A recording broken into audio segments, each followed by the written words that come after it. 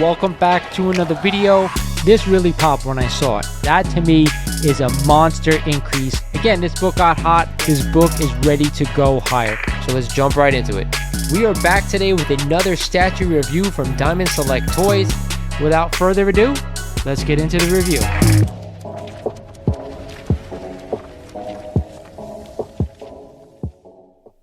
What is going on YouTube, and welcome back to another video with Lawrence at Mighty Comics and Collectibles. Now today we're back for the comic book investment hierarchy. This is part 2 of this video. If you guys haven't checked out part 1, make sure you do so, because some of the best comic book investments in history are on that list. But today we're going to go into some of the more affordable books and the books that I think and I believe are the best comic book investments out there. Now, with that said, we all know a lot of people out there may not be able to go out and get all of these books, but over time it is shown, since these books have been printed, that they're going to give you the best bang for your buck. And that doesn't mean you shouldn't go out and buy other books. It just means for investment purposes only, these are the books that continually go up year over year. I know we get some lulls, but over the long term of comic book investing. Before we get started in this video, like always guys, I want to remind you, if you're not a current subscriber of the channel, do me a favor, go ahead, click that subscribe button for me. Let's get this video out there to everyone in the community, and of course smash the like button. Let's see if we can get this video to 200 likes. That's the goal. All right, without further ado, let's jump into this list. Kicking off part 2 of the comic book investing hierarchy is our favorite team ever assembled in the Marvel Universe. That's right, it is X-Men number 1, the origin and first appearance of the original X-Men team. Professor X, Cyclops, Iceman, Angel, Beast, Marvel Girl, and of course Magneto. This was a Stan Lee story with the Jack Kirby cover and art. This book was published in September of 1963, and right now the last sale was in January of a CGC 3.5 for $9,840, and that to me is not that bad, considering a 2.0 maybe about a year and a half ago was approaching almost $10,000. Now right now, according to the CGC data, there are 5,892 copies available that have been graded by CGC. 4,316 universal blue labels, 93 qualified, 629 signature series, and 854 restored copies. Now we're talking about Silver Age keys. You guys know I always say stick to the blue universal labels. These are not rare Golden Age books. Again, a lot of copies out there of this one, but the X-Men are the most popular characters out there when we're talking about Marvel. We have Wolverine, we have Storm that come later on in Giant Size X-Men 1, but the X-Men have been together for a long period of time, and this is the top book you should own when relating to these characters. The next book on my hierarchy is the book that started it all for the MCU. That's right, we're talking about Tales of Suspense number 39 and the origin and first appearance of Iron Man, Tony Stark. This book was published in March of 1963 by Marvel Comics. And like we said, Robert Downey Jr. in 2008 took on the role of a character not known by many out there who weren't avid comic book collectors. And what he's done for this role and this book is truly remarkable. Last month, January, a CGC 1.0 just sold for $4,680, which is actually not a bad price for a 1.0. I believe the last sale for a 2.0 was around $8,000. Again, we're talking about this book maybe about 15 to 20 years ago, going anywhere in this grade for around $500 to $1,000. It has had a remarkable jump, and that's why I had to put it at the 2 spot. Regardless, guys, you can go out there and get a copy of this book right now, graded by CGC. There's only 2,627 copies total available. 1,957 universal blue labels, 30 qualified, 237 signature series, and of course 403 restored copies. Again, the one that started all for the MCU appears number 2 on part 2 of the hierarchy list. The next spot on this hierarchy goes to Journey into Mystery number 83 and the origin and first appearance of the God of Thunder himself, Thor. Of course, back then he was known as Dr. Don Blake. This book was published in August of 1962 by Marvel Comics, and the last sale for a Jim 83 was a CGC 3.5 for $9,300 last month in January. I always see this book on Instagram in low grades for great deals, so if you're looking for an investment book for cheap, I think this one may be it. We'll get into a little bit about the census data. Right now, there are a total of 2,311 copies graded by CGC, 1,724 universal labels, 35 qualified, 171 signature series, and 381 restored copies. Again, like I said before, I'd probably stay away from the restored or incomplete copies. I think it's awesome that there's only 171 signature series Journey into Mystery 83s. Hell, if you could pull that off, I think it'd be a great feat, but I had to put this one at this spot on this list. As we move across the hierarchy, the next spot is reserved for a comic book with actually no major first appearance. That's, if you guys guessed it, it is a copy of Amazing Spider-Man #1 and the second appearance of Spider-Man. This book also has the first appearance of J. Jonah Jameson and the Chameleon, not to mention the first Fantastic Four crossover ever and the origin of Spider-Man retold. This book was published in March of 1963 by Marvel Comics. As we get into the CGC data, there are actually 4,601 copies graded by CGC as of now. 3231 universal grades, 51 qualified, 402 signature series, and 917 restored copies.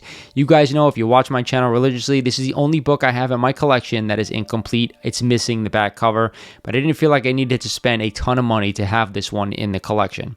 Right now, an Amazing Spider-Man 1 just sold last month, January, a CGC 4.5 for $13,200, and my God, this book has really come down over the past year. I remember at this grade, we were probably approaching or even over $20,000, but hey, if you get in at the right time, and that time may be now, this one can go up severely over the next 20 to 30 years, and that's why I had to put it this spot on this list. The next spot goes to Fantastic Four #5 and the origin and first appearance of one of the greatest Marvel villains of all time, Dr. Doom. But also in this book can be found a full-page ad for Incredible Hulk #1 and a letter from Roy Thomas. This book was published in July of 1962 by Marvel Comics.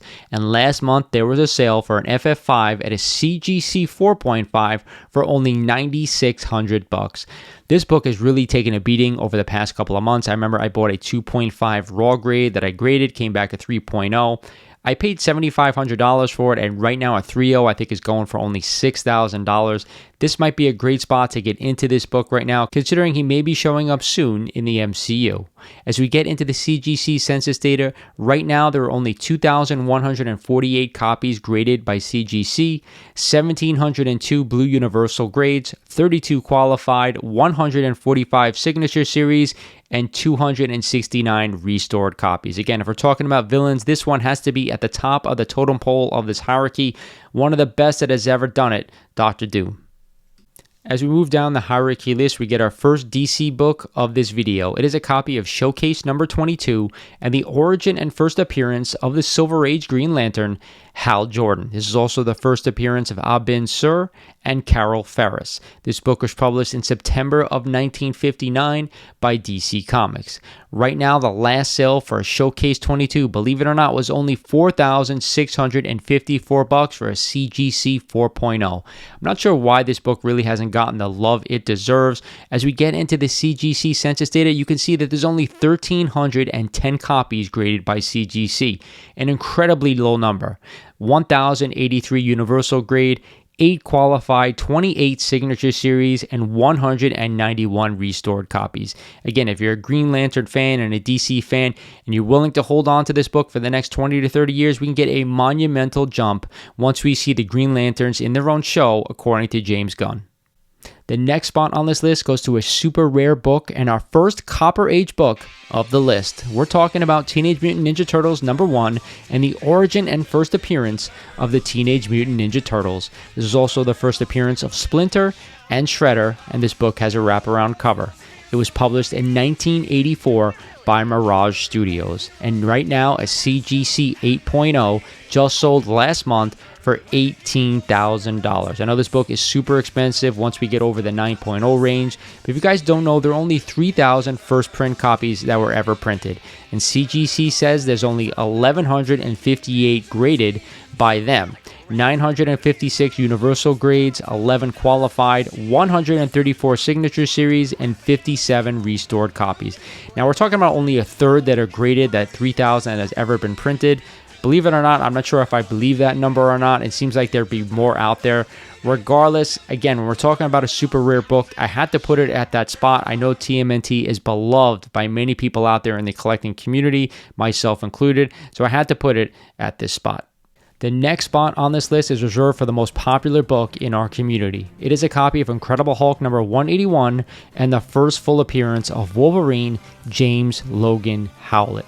And right now, an Incredible Hulk 181 just sold last month at a CGC 9.0 for $8,900. Again, when we talk about this book, I always say you have to try to get it with the Marvel stamp. A lot of incomplete copies out there, a lot of raw copies out there. The CGC census data, 15,462 total graded copies, 13,098 universal, 1,025 qualified. We're talking about the Marvel stamp being missing, 1,417 signature series, and 922 restored copies. Again, an immensely popular book.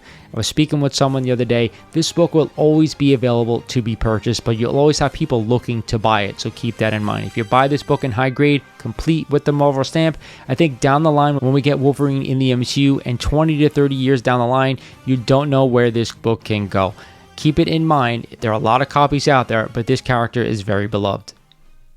As we move into the next phase of the comic book investing hierarchy, we're going to start talking about characters and books that really haven't gotten their due.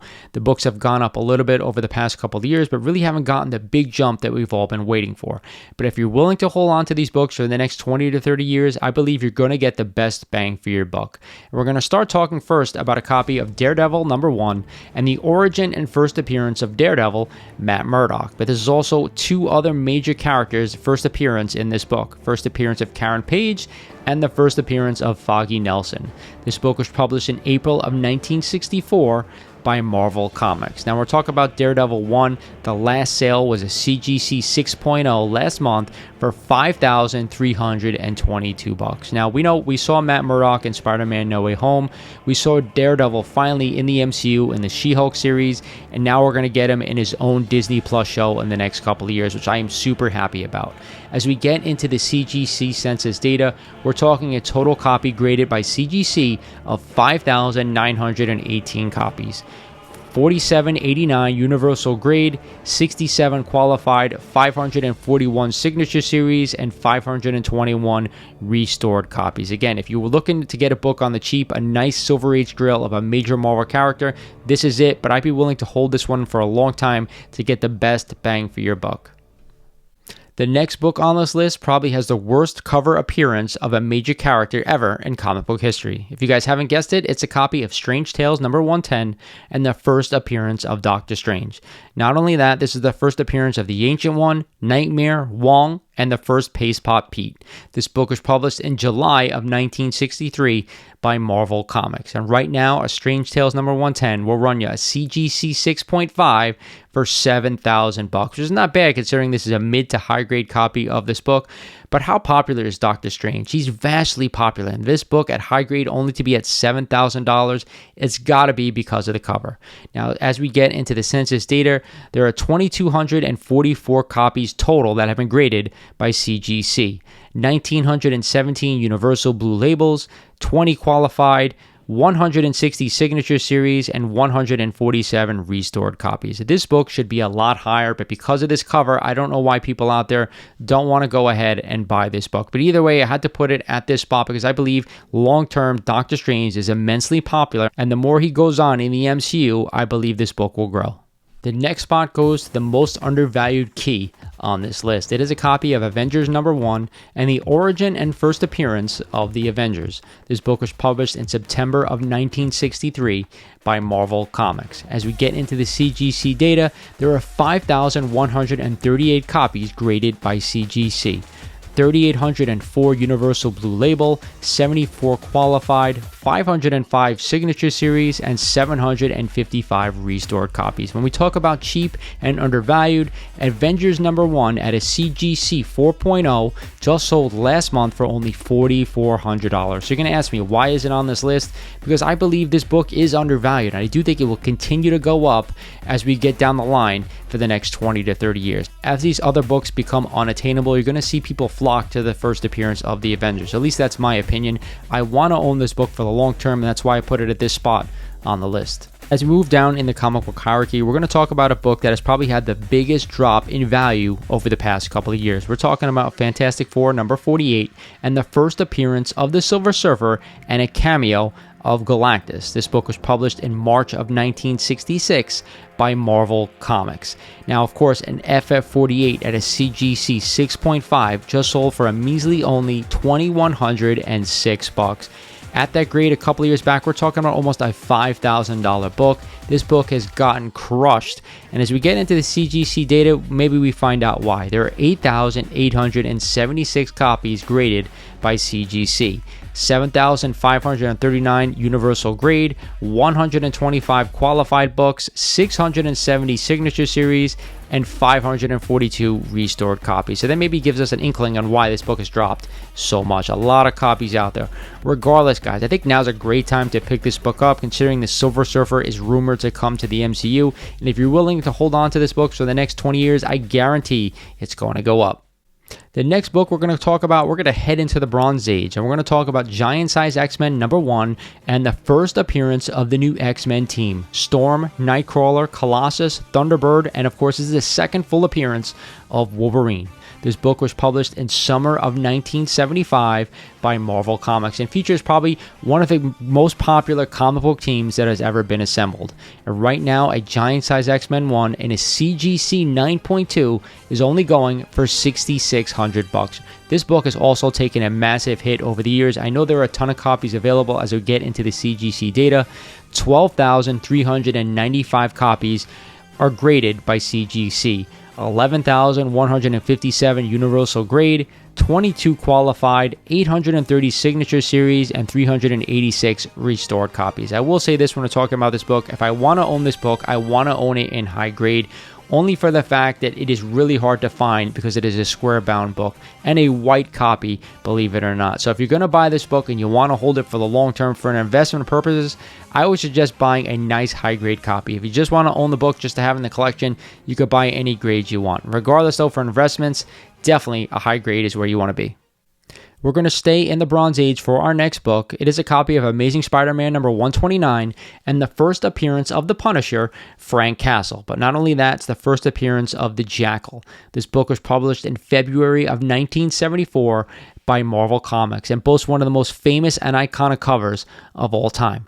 Right now, an Amazing Spider-Man number 129 just sold last month a CGC 9.2 copy for $3,120. Now, a few years back, maybe even a year and a half ago, an 8.0 was going for around that kind of money. This book has really come down. Another book with a monster CGC census total.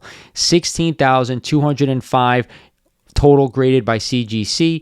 14,193 universal grade, 70 qualified, 1,650 signature series, and 292 restored copies. Again, if you're going to own this book, I think you got to own it in high grade. A ton of copies out there graded by CGC and a ton of raws that nobody seems to be talking about. I love this book. He's one of the most popular Marvel characters, and I think he's got one of the most iconic backstories in Marvel history. Definitely a must-own. If you're willing to hold on, I think you could get a monumental jump. Staying in the Bronze Age of comics is a copy of Marvel Spotlight number 5 and the origin and first appearance of the Ghost Rider, Johnny Blaze. This is also the first appearance of Roxanne Simpson. This book was published in August of 1972 by Marvel Comics. And as we get into the CGC census data, I was surprised how few copies of this one are graded by CGC. 5,392 copies. 4,785 universal grade, 10 qualified, 315 signature series, and 282 restored copies. Now, you're probably going to have more restored copies out there considering this was a great black cover. Regardless, guys, a Marvel Spotlight 5 for a CGC 8.5, a very high-grade copy, only sold for $3,479. Now, if they do this character right and you're willing to hold on to this book for the long term, I think we get a huge increase in this one because of the popularity of the character and that he's going to show up in the MCU sooner rather than later. Back to the Silver Age and finishing out this part of the hierarchy is a copy of Brave and the Bold number 28 and the first appearance of the Justice League of America. This is also the first appearance of Starro and Snapper Carr. This book was published in March of 1960 by DC Comics. And believe it or not, guys, before that whole James Gunn announcement, this book could be had for a CGC 3.0 for $3,181. And now that after the announcement, who knows where this book is going. But again, a massive team with some of the biggest characters ever done by DC. If you're willing to hold this book, you could be in for a surprise. On to the CGC census data, only 1,464 copies graded by CGC. 1,216 Universal Blue Label, 6 qualified, 30 signature series, and 212 restored copies. I was shocked when I saw this data that there's only less than 1,500 copies of the first appearance of the Justice League graded by CGC. Definitely worth picking up this book, and I think if you're willing to hold for the long term, you could be in for a massive increase. As we move into the final phase of the comic book hierarchy, we're going to start it off by talking about one of the most popular characters ever created by Marvel. We're talking about Amazing Spider-Man number 300 and the origin and first full appearance of Venom, Eddie Brock. This book was published in May of 1988 and boasts one of the most iconic covers by the great Todd McFarlane. Right now, an Amazing Spider-Man 300 at a CGC 9.8 just sold last month for $3,960, believe it or not. Why did I give you that grade? I believe that you have to buy this book in high grade. There are so many copies out there. As you see by the CGC census data, there are 32,761 copies of this book available. 28,317 universal grade, 180 qualified, 5,624 signature series, and 640 restored copies. Again, with that many copies on the CGC census data, I want to own a super high grade copy of this one. I think anything above a 9.2 is okay, but the higher the grade, the better. At a 9.8, this book was pushing almost $9,000 at one point. Right now, we're getting a $4,000 sale. Might be a great time to go ahead and buy a 9.8 copy of this one. Either way, if you're willing to hold for the long term, he's one of the most popular characters out there. Definitely going to get a massive increase over the next 20 to 30 years. We're going to end this list with talking about a flurry of Amazing Spider-Man books. I think owning Silver Age Amazing Spider-Man is where you should put your money. We're going to start off talking about Amazing Spider-Man number 2 and the first full appearance of the Vulture. But keep in mind, this is also the third appearance of Spider-Man. This book was published in May of 1963 by Marvel Comics. A CGC 2.0 just sold for only 1,440 copies. The CGC census data is 2,696 total copies graded. I'm not going to get into the whole Universal Qualified and Signature series only because I think at $1,400 you cannot go wrong. We're going to jump into Amazing Spider-Man number 3 and the first appearance and origin of Dr. Octopus. This book was published in July of 1963 by Marvel Comics, and a CGC 3.0 just sold for only $2,340. Again, the CGC census data just under 3,000 copies at 2,913. Again, one of the most important Spider-Man villains of all time. And the last Spider-Man book I want to talk about is Amazing Spider-Man number 14 and the first appearance of the Green Goblin, who we later go on to know is Norman Osborn. Again, an immensely popular book when we're talking about Spider-Man lore. And a CGC 4.0 just sold last month for only $1,620 for a 4.0 copy of this one. Again, I think Spider-Man being an immensely popular character, you have to kind of own these books. I think long term, you're going to do 100% fine if you're willing to keep them for the long term. I wanted to kind of put them on this list as an honorable mention for any Spidey fans out there because I do think they're great investments. Again, for Amazing Spider-Man 14, we're talking about just under 5,000 copies available, 4,944 copies. Again, I hope you guys enjoyed this hierarchy. It took me a lot of time to go ahead and compile this data. I'm sure I missed a ton of books that we can probably talk about later on, but either way, I do think these are your best investments for the long term. And when I say long term, I say 20 to 30 years. I think you're going to get a monumental increase in some, smaller in others, but either way, they're willing to hold on to, and you will make money. This is Lawrence over at Mighty Comics and Collectibles saying thank you for watching, and I'll talk to you guys soon.